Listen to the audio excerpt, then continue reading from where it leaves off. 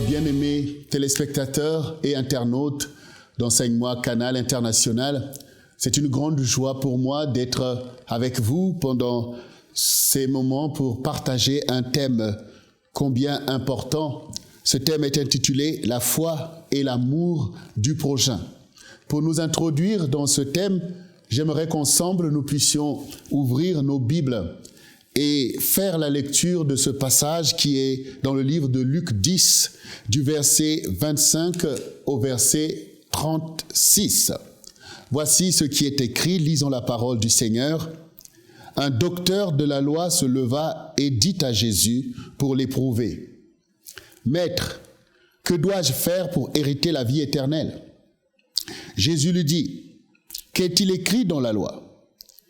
Qui lis-tu » Il répondit, « Tu aimeras le Seigneur ton Dieu de tout ton cœur, de toute ton âme, de toute ta force et de toute ta pensée, et ton prochain comme toi-même. » « Tu as bien répondu, lui dit Jésus. Fais cela et tu vivras. Mais lui, voulant se justifier, dit à Jésus, « Et qui est mon prochain ?» Jésus reprit la parole et dit, « Un homme descendait de Jérusalem à Jéricho. Il tomba au milieu des brigands qui le dépouillèrent, le chargèrent de coups et s'en allèrent, le laissant à demi mort. Un sacrificateur qui par hasard descendait par le même chemin, ayant vu cet homme, passa outre. Un lévite qui arriva aussi dans ce lieu, l'ayant vu, passa outre. Mais un Samaritain qui voyageait, étant venu là, fut ému de compassion lorsqu'il le vit. Il s'approcha et banda ses plaies, et y versa de l'huile et du vin. Puis il le mit sur sa propre monture, le conduisit à une hôtellerie et prit soin de lui. Le lendemain, il tira 2 deniers, les donna à l'hôte et dit, « Aie soin de lui, et ce que tu dépenseras en plus, je te le rendrai à mon retour. » Lequel de ces 3 te semble avoir été le prochain de celui qui était tombé au milieu des brigands?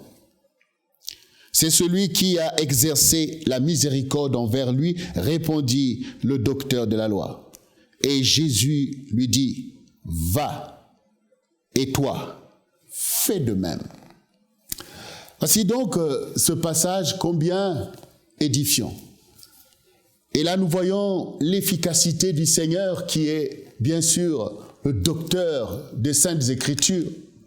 Et combien, par la force de la révélation, il arrive à donner des images fortes pour faire comprendre sa parole à qui veut la comprendre. Et ce docteur, se croyant plus malin, a ici reçu sa part. Ici, nous avons la foi et cela est quelque chose de bénéfique. La foi est donc cette puissance en nous qui nous permet de transcender les réalités pour saisir la vérité. Et cette foi aussi, c'est le moteur parce que la foi déplace les montagnes, la foi libère les promesses de Dieu, la foi fait beaucoup de choses et vous êtes bénis d'avoir cette foi. Vous êtes fortifiés en vous-même parce que cette foi témoigne que vous n'êtes pas n'importe qui. Mais le Seigneur Jésus-Christ aimait à rappeler à Israël que vous ne pouvez pas dire que vous aimez Dieu que vous ne voyez pas si vous êtes dans l'incapacité d'aimer votre prochain. Le prochain, la personne qui est en face de vous, avec ses réalités, comme nous voyons ici, cette personne qui s'est retrouvée dans ce piège, qui se retrouvait dans cette situation, qui est dans une condition misérable, lamentable, puisqu'il est à demi-mort. Autour de vous aussi, il y a des personnes que vous ne voulez pas approcher tellement leur situation est difficile. Et ici, nous voyons un sacrificateur, c'est-à-dire quelqu'un que Dieu a placé là pour le peuple, qui devait être là pour prendre soin du peuple et qui passe son chemin. Oui, ce n'est pas tout d'être religieux. Ce qui importe, c'est de faire la volonté du Seigneur. Et donc, le sacrificateur est passé. En apparence, il peut être un homme pieux, un homme saint, mais en pratique, on voit bien qu'ils sont loin de Dieu, parce que si le Seigneur est descendu lui-même, c'est bien parce qu'il a compassion. Et on parle aussi d'un lévite. Même le lévite aussi est passé outre. Et voici un samaritain. J'aimerais vous préciser que les samaritains, c'était des étrangers qu'on avait déportés en Israël. Donc, ils n'étaient pas de la race d'Israël. Et donc, ils étaient l'objet du mépris des Juifs. Et voici maintenant que c'est ce samaritain qui s'arrête. C'est ce samaritain qui manifeste le caractère de Dieu. Nous nous posons la question de savoir qui est notre prochain. Parce que nous ne voulons pas avoir affaire à nous soucier des uns et des autres. Parce que nous-mêmes, comme ces personnes, on est imbu de nous-mêmes et la société ne nous aide pas, car nous sommes dans une société individualiste. Et une mentalité est là qui peut vous détourner des autres. Et nous pouvons penser que, voilà, mon prochain, c'est forcément le membre de ma famille ou le membre de mon église. Mais ce passage doit vous aider aujourd'hui à sortir de votre limite et à réaliser que l'être humain que Dieu a formé à son image et à sa ressemblance mérite d'avoir de vous une bonne considération. Le diable agit comme ces bandits-là. C'est vrai que dans la pratique quotidienne du ministère, quand nous nous lançons dans les challenges que Dieu nous donne, quand nous produisons notre effort à obéir au Seigneur et que nous voyons les choses que Dieu arrive à accomplir au travers de mon épouse et moi-même et de tous les ministères qu'il nous a donnés. Souvent, une fois qu'on a remporté des victoires, souvent Dieu peut me montrer comment l'ennemi veut réagir, comment il veut nous attaquer en prenant l'image en fait des bandits qui viennent soit attaquer ma voiture ou telle chose. En fait, Dieu veut me montrer que l'ennemi, ayant reçu toutes ces défaites-là, il voudrait se venger. Et c'est toujours l'image des bandits. Et là, vous voyez encore cette personne qui est attaquée par un groupe de bandits. Donc, vous voyez bien comment l'esprit de l'ennemi agit dans le même état d'esprit comme des voyous, comme des bandits. Il attaque des vies et veut détruire des vies. Et le Seigneur veut nous rendre témoins. Le Seigneur veut marcher en chacun de nous. Le Seigneur veut que l'homme ne soit pas livré à lui-même et qu'il soit secouru. Et ce n'est pas toujours qu'un membre de ta famille qui peut te secourir, mais c'est ton prochain.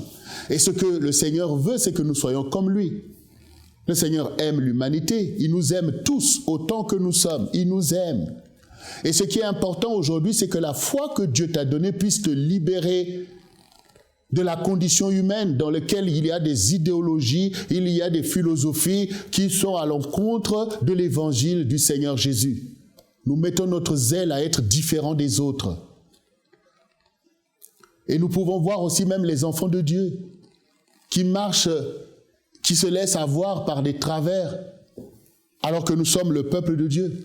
Nous pouvons nous sentir différents par la race ou par la famille, alors que le Seigneur nous libère de toutes ces choses en mettant en nous l'amour du prochain. Et le Seigneur montre ici que, regardez même le Samaritain. Il n'a pas considéré que cette personne qui était tombée, et en l'occurrence, quand nous voyons le passage, nous comprenons que cette personne était juive et que les autres sont passés. Et que c'est celui qui est considéré comme l'étranger méprisé qui a eu compassion de lui. Donc, ici, le Seigneur veut nous montrer que la foi qu'il nous a donnée doit nous emmener à avoir de l'amour du prochain. Tout ça, ça fait partie de la foi. Parce que quand vous voyez quelqu'un que vous rejetez ou que vous ne trouvez pas la force d'aller vers lui, c'est parce que vous n'avez pas foi en lui. Vous n'avez pas foi en lui. Je me rappelle toujours d'une anecdote qui me concerne personnellement quand j'ai rencontré celle qui est mon épouse aujourd'hui, quand j'ai rencontré Jocelyne. À l'époque, effectivement, elle n'était pas encore pasteur Jocelyne, et moi-même n'étais pas encore pasteur Gouma. Quand nous nous sommes rencontrés, nous savions chacun que, en ce qui concerne le mariage, qu'il fallait invoquer Dieu pour savoir la femme de ta vie ou l'homme de ta vie.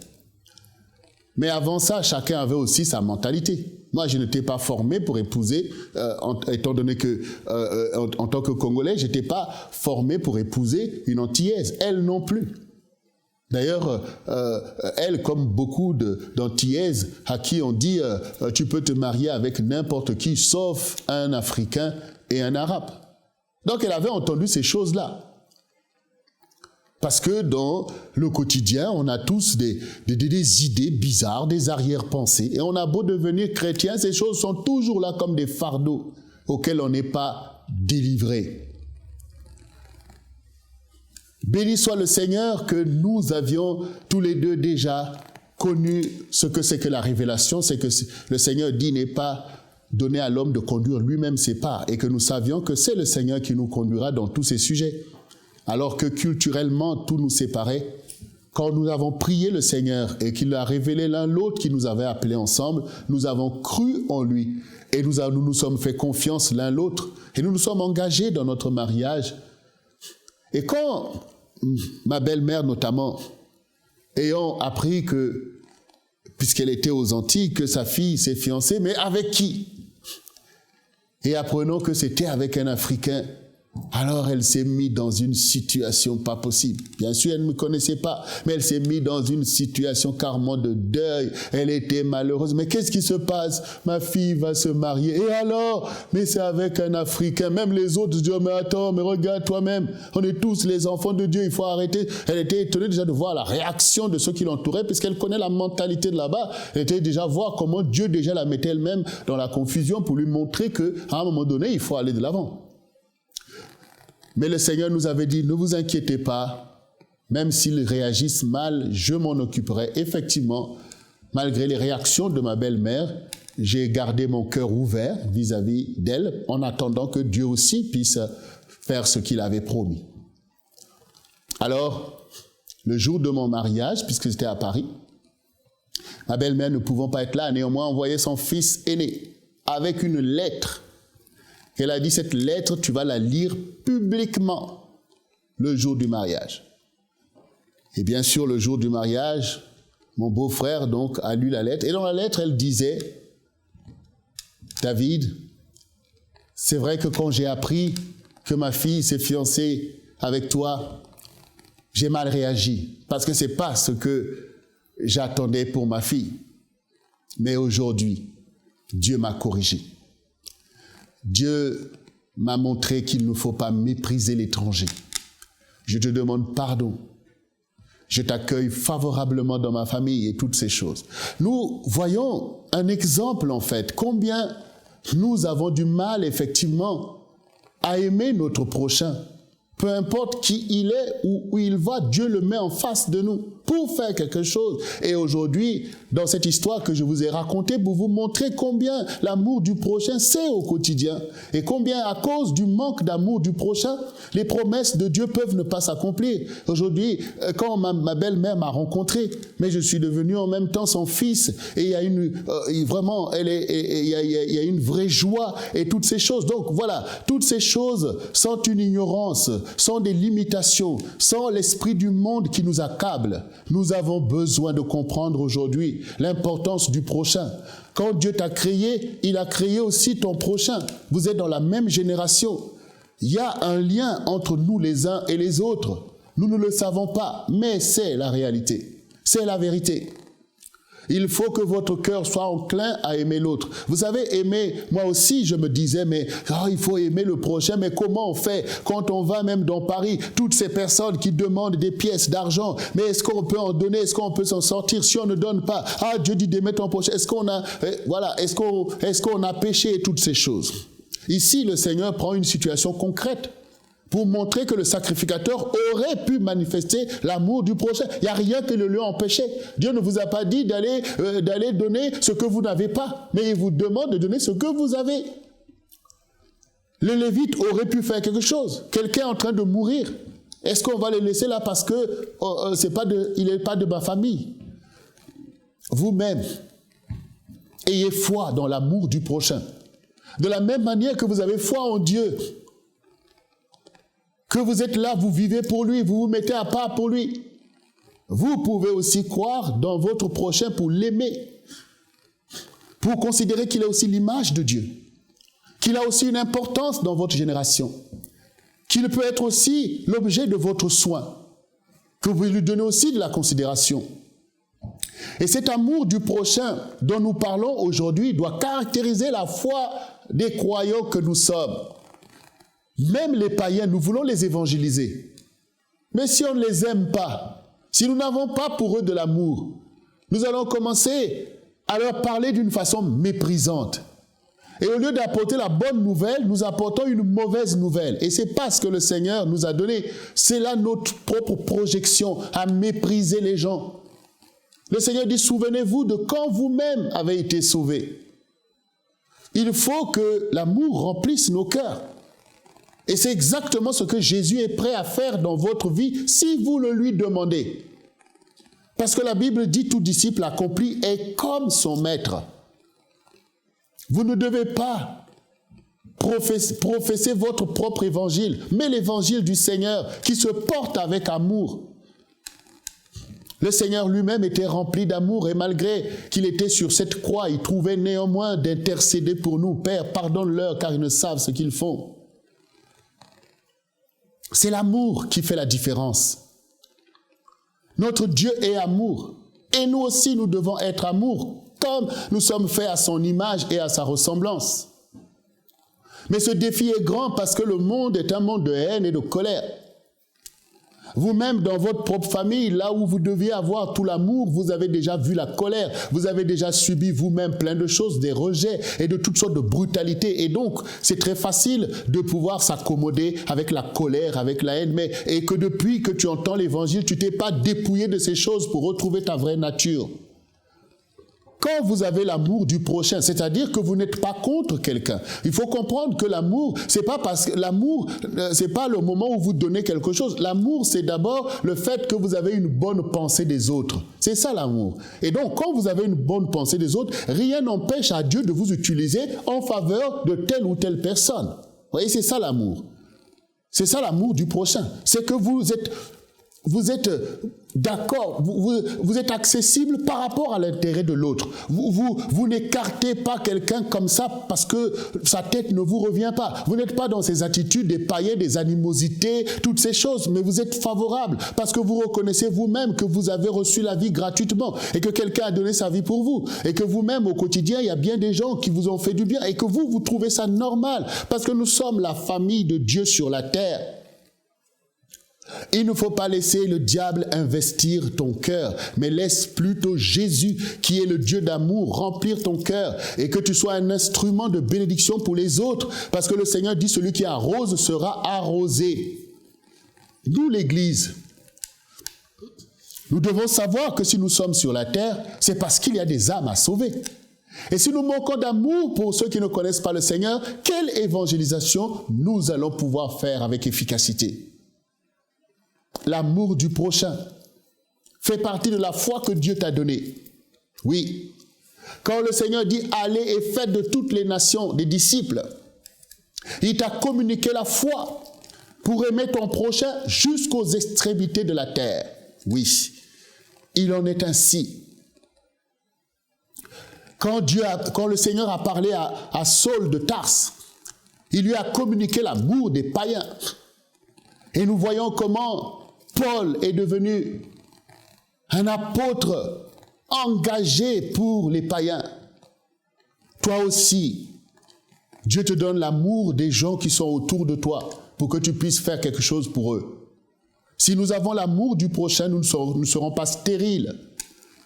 Et notre témoignage ne sera pas un témoignage stérile. Vous savez, le Seigneur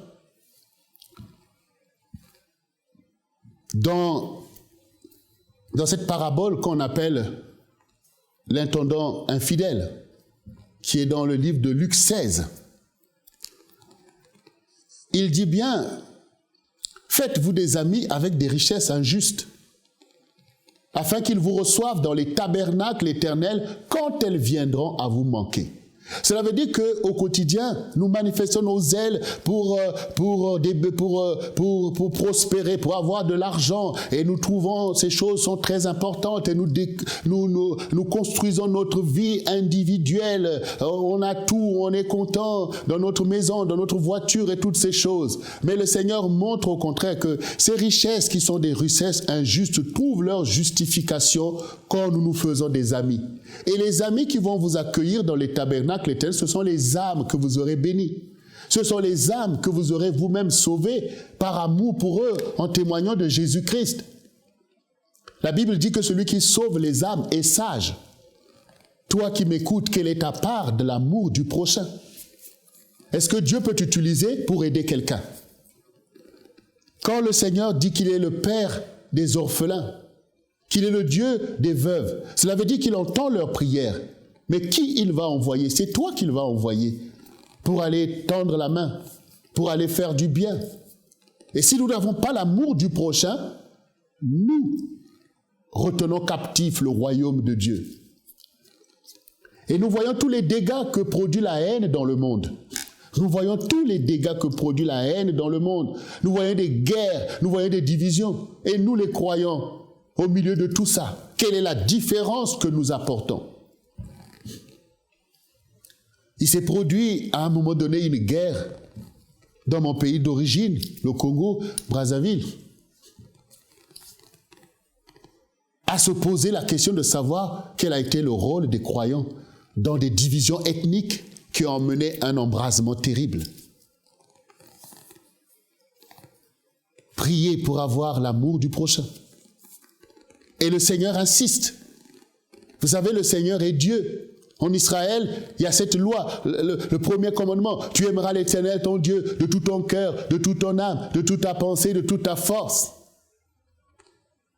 Alors le Seigneur pouvait se dire, ah oui, ah c'est bien, et telle chose parce qu'il m'aime et tout. Mais le Seigneur dit, voici le deuxième commandement qui lui est semblable. Tu aimeras ton prochain comme toi-même. Mais c'est parce que Dieu, le Seigneur, sait qu'on peut toujours se projeter nous-mêmes. Oh Dieu, c'est parce qu'il n'est pas là en face pour te répondre. Mais ton prochain, c'est véritablement le vrai défi parce que ton prochain, il est là. Peut-être qu'il va te faire du mal. Donc ton amour pour lui va être éprouvé. Est-ce que ton amour va résister quand l'autre qui est en face de toi se manifeste peut-être d'une façon infâme? Le Seigneur dit, il n'y a pas de plus grand amour que de donner sa vie pour ceux que l'on aime. Le Seigneur, malgré l'ingratitude des gens pour lesquels il était venu, malgré ceux qui le méprisaient, mais son amour a triomphé parce que c'est un amour pur pour son prochain. Parce qu'il sait ce qui se passe après la mort. Il ne souhaite pas que les âmes soient détruites. Alors, il donne le meilleur de lui-même. Il se dépouille de toute sa gloire pour venir souffrir à ta place. C'est l'exemple irréfutable de l'amour du prochain. Et nous sommes ses disciples. Tout disciple accompli sera comme son maître. Il faut maintenant que tu focalises sur l'amour du prochain. Et la foi que Dieu t'a donnée pour croire en lui agira aussi en faveur de ton prochain. Et tu seras béni de découvrir que la haine a disparu. Que même le racisme, ce n'est plus des références qui peuvent agir chez toi. Parce que tu as compris que nous sommes tous faits à l'image du Seigneur. Et que ton prochain est l'objet de ton attention, et de ton amour, et de ton affection. Aime ton prochain comme toi-même. Comme toi-même. Dieu veut te montrer que tu n'es pas seul. Il n'y a pas que toi que Dieu aime. Dieu t'aime toi et il aime aussi ton prochain. Et tous les deux, vous êtes l'épouse du Seigneur. Et déjà même au milieu de l'église, on peut parfois être désolé de voir des réalités, de voir le mépris, de voir le manque d'amour. C'est pas ce que témoigne l'évangile. C'est pas ce qu'a démontré l'église primitive. Il faut qu'on se réveille pour pouvoir maintenant marcher nous-mêmes dans ce vrai amour, dans l'amour du prochain. L'amour du Seigneur doit couler comme un fleuve. Nos cœurs sont donnés pour la gloire du Seigneur. L'amour fait du bien à l'autre. Et ce bien reviendra sur toi. L'amour, c'est ce que le monde a besoin. Par manque d'amour, la destruction agit. Là où il manque l'amour du prochain, Satan fait des ravages. Mais là où il y a l'amour du prochain, Satan ne peut pas avancer. Parce que l'amour couvre les fautes. L'amour passe sur l'offense.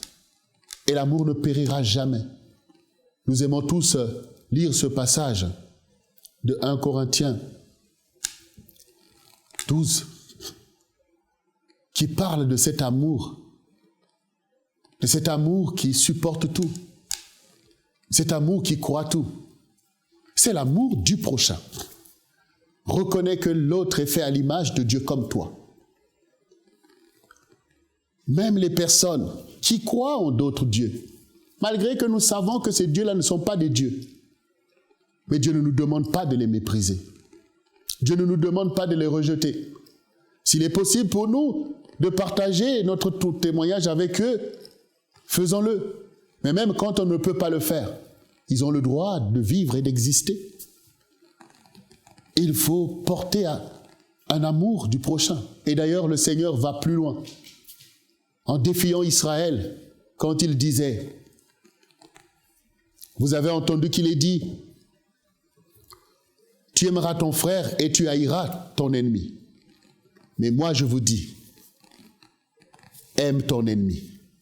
Ça a été pour eux comme une offense.